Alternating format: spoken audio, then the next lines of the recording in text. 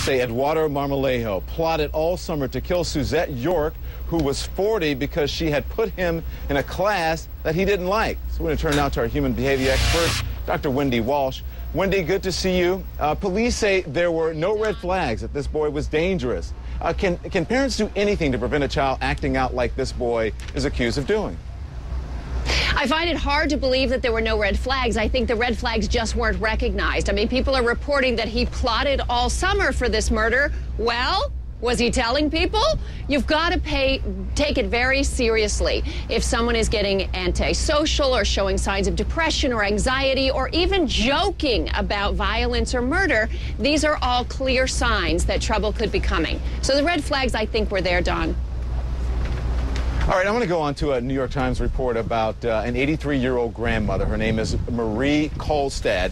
It's in Orange County, California. She just received breast implants.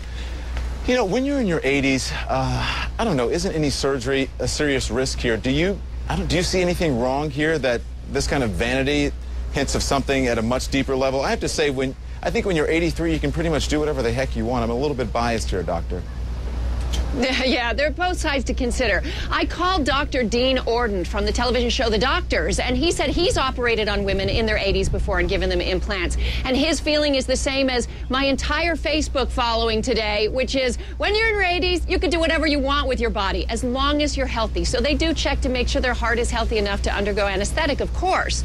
But, you know, I loved I'm sorry to say, the grandfather heroin addict in Little Miss Sunshine. I mean, if you live that long, can't you just keep everyone else out of your body and do whatever you want at that point?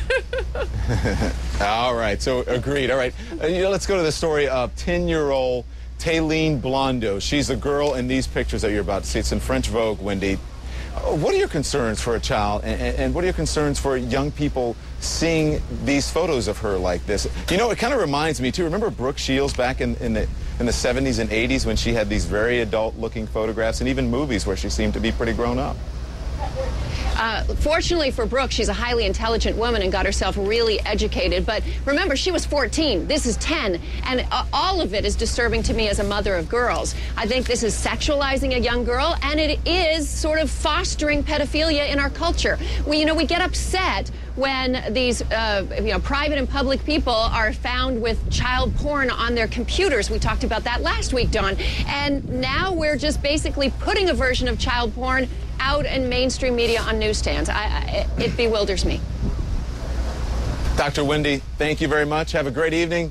Good to see you. And coming up, Take the care. story that shows just how much power police can have. Remember this video of a woman arrested after